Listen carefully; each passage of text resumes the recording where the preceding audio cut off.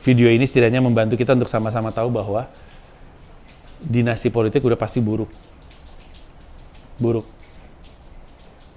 Orang jadi nggak percaya. Orang yang kompeten jadi nggak mau maju. Gimana mau maju orang apa namanya, peluang untuk majunya nggak berdasarkan kompetensi kok, ngapain sekolah susah-susah, ngapain ngebangun karakter. Bener nggak tuh? Dinasti itu tidak kompeten atau dinasti itu pasti buruk? Di beberapa negara, sistem dinasti berlangsung, walaupun di negara itu sistemnya republik loh.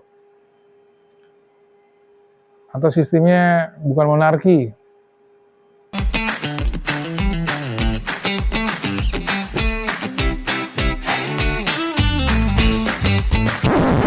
Kita ngopi bareng gue, Bung Pecalaman. Katanya sih ngobrol gitu. Lagi-lagi, kemarin waktu itu katanya kalau PSI menang, wali kotanya di Depok, waktu itu wali kota Depok, Kaisang. Sekarang mau dicalonin lagi jadi gubernur Jakarta. Padahal belum ada penetapan sah kursi DPRD DKI Jakarta. Oh, bukan DKI sekarang, daerah khusus Jakarta. Itu berapa kursi? Memenuhi syarat nggak tuh yang mau nyalonin? Tapi gue nggak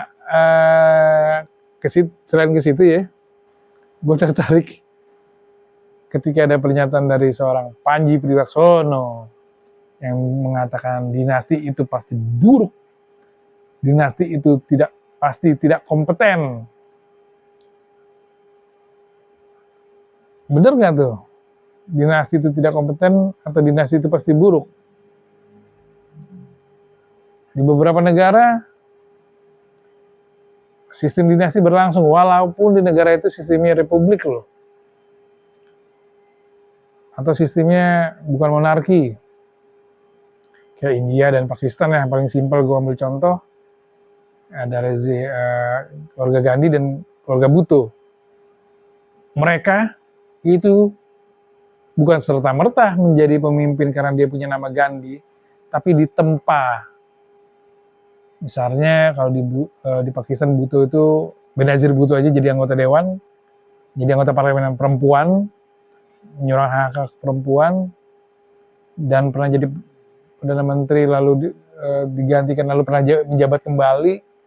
Itu proses yang menurut gue nggak ujuk-ujuk gitu, butuh perjuangan yang luar biasa. Begitu juga keluarga Gandhi di India. Mungkin ada beberapa contoh lagi di negara lain, ya, tapi mungkin referensi gue terbatas, yang paling dekat itu. Cuman memang nggak ada catatan tuh untuk level ke bawahnya, apakah keluarganya jadi gubernur, ada bupati atau wali kota gitu kan, nggak ada catatan sih. Di situ kelihatannya hanya langsung pemimpin tertinggi di negara tersebut. Tapi itu juga dikatakan dinasti, tapi tidak serta-merta dalam waktu yang berdekatan atau dalam waktu yang sama. Gue mau garis bawahin pendapatnya Panji mengatakan bahwa dinasti itu pasti buruk. Ya gue nyantumin tadi tuh. Mereka banyak memperjuangkan hak-hak masyarakat, hak-hak sipil masyarakat. Nah, gue paham latar belakang kenapa Panji menyatakan pendapat itu, karena Kaisang dicalonin jadi gubernur daerah khusus Jakarta oleh PSI, yang waktu itu katanya nyaloninnya pengen jadi wali kota Depok kalau PSI menang. Dan menurut Panji itu ini akan menjadi sebuah barometer di masa depan. Nah ini kelihatannya Panji lupa, karena di komennya aja ada tuh di Bangkalan sudah ada dinasti yang terjadi. Kalau gue catatan mungkin ada beberapa daerah, gue tambahin lah ya, Banten misalnya. Cuman kan begini, kalau ternyata si anak pejabat, anak pemimpin tertinggi itu mempunyai kapasitas dan sudah mempunyai proses yang cukup lama dan matang, apa salahnya menjabat? menjadi pejabat publik. Apalagi sekarang nggak kayak zaman Orde Baru, yang ditunjuk, kan dilihat pemilihan. Dan banyak juga sih sebetulnya anak-anak pejabat incumbent atau anak-anak pejabat tersebut yang mencoba membangun dinasti justru gagal. Gue paham sih kekhawatirannya bahwa buruknya adalah akan lebih cenderung mengamankan kekuasaan yang sebelumnya. Tapi kalau ternyata ke publiknya baik, ini juga menjadi gimana ya? Memang gara-gara Jokowi emang. Aduh. Ini gue bingung sih sebenarnya mau nyalain Jokowinya atau para orang-orang lingkaran yang memanfaatkan itu yang akhirnya berimbas dikatakan membangun dinasti.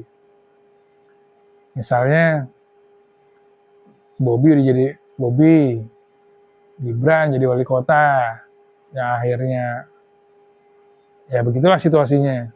Sekarang Kaisang, bahkan ada lagi wacana istrinya Kaisang mau jadi calonkan oleh Partai Gerindra menjadi pemimpin daerah tingkat 2. Wah ini kalau ini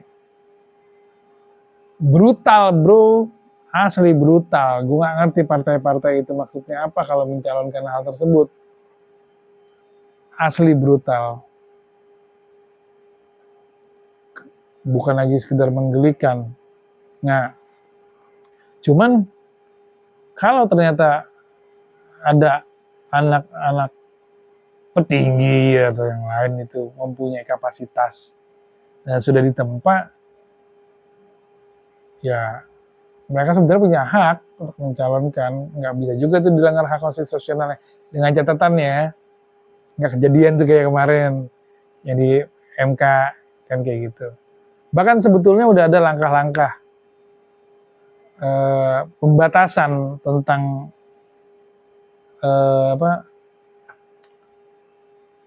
agar mencegah terjadinya dinasti dalam kurun waktu yang bersamaan, karena agak mengerikan.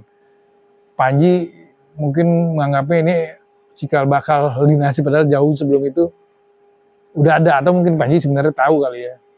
Ya bagaimana ada bupati yang setelah anaknya jadi bupati, atau ada yang istrinya jadi bupati, gubernur, atau ada jadi istri keduanya jadi bupati, seperti itu. Nah, sempat ada upaya melakukan menjaga itu biar meritokrasinya tetap berjalan, ada pembatasan ke samping, ke atas dalam undang-undang pilkada. Tapi sayangnya undang-undang itu mentah. Dan akhirnya ya, situasi jadi seperti ini. Nah, menjadi catatan juga, kita nggak bisa apple to apple ketika membandingkan seorang Kaisang yang 2 hari jadi anggota partai, langsung jadi ketua umum, misalnya, atau Gibran yang dibilang tidak seperti Jokowi, Megawati tidak seperti Soekarno, dan Puan tidak seperti Megawati menurut Panji. Ya jelas tidak, karena masanya berbeda, tapi setidaknya ada garis benang merah yang diperjuangkan oleh tokoh-tokoh tersebut, dan tidak ujuk-ujuk, gitu loh. Bahwa masalahnya apakah itu sesuai dengan zaman atau tidak, itu hal yang lain. Nggak apple-to-apple lah kalau mau disamain, gitu Ci. Ingat itu aja tuh. Ya gue sih komen mungkin ya siapalah gue ya. Karena ya tentu tahulah Megawati Soekarno Putri itu bukan hanya ketika pengen menjabat menjadi ketua partai, bahkan di Orde Baru terjadi desoekarnoisasi, gitu kan. Atau ketika Puan pengen berkiprah di politik, nggak ujuk-ujuk. Ya walaupun ternyata memang karena ada hubungan misalnya, tapi dia pernah jadi menteri, jadi ketua DPR, gitu kan. Cuman gue paham dengan latar belakang Panji yang sangat konsisten nggak ya? Kalau untuk PSI misalnya, Panji termasuk dulu paling ngakuin sempat coblos PSI. Gue mah anti PSI dari awal, sejak berdiri, karena merasa paling heroik dalam urusan toleransi ketika waktu berdiri. Gitu. Wow, ketika untuk Formula E ya, gue cukup punya pandangan sama, menolak Formula E. Waktu itu Gubernur Anies. Bahkan Panji waktu itu juga sempat mendukung Anies, tapi ini yang gue angkat topi, tapi gue gak ada topinya nih, Ji. Ketika dia sudah mendukung Anies, dia keluar karena menganggap lingkungannya gue bingung tuh daripada sensor, gue aja deh, gitu kan. Itu konsistensinya. Nah, dengan latar belakang pemikiran konsisten ini, gue nganggap Panji pemikirannya bukan nasionalis sebenarnya, sangat menghargai kebebasan berpendapat yang liberal.